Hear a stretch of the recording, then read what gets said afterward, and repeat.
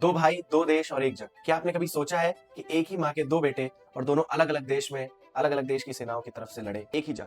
आजादी के पहले भारत में एक रियासत पड़ती थी, रामपुर रियासत। रामपुर रियासत के मुख्यमंत्री थे अब्दुल समद खान। उनके दो बेटे थे, याकूब खान और यूनुस खान। दोनों ब्रिटिश सेना में अफसर, दोनों ब्रिटिश सेना द्वारा सम्मानित, दोनों ने ही द्वितीय विश्व युद्ध लड़ा। फिर 1947 का समय आता है जब देश आजाद हो गया। बड़े भाई यूनुस खान ने भारत में रहने का फैसला किया, छोटे भाई याकूब ने पाकिस्तान जाने का फैसला किया। उन्होंने जब ये फैसला अपनी माँ को सुनाया तो उनकी माँ सन्न रह गई। उन्होंने कहा कि हमारी पीढ़ियां यहाँ दफन है, क्या हम हमेशा के लिए जुदा हो रहे हैं? आखिरकार याकूब की जिद के आगे उन्हें झुकना ही पड़ा। याकूब ने पाकिस्तान जाने का फैसला किया, उनकी माँ ने सफेद साड़ी में उन्हें विदा किया।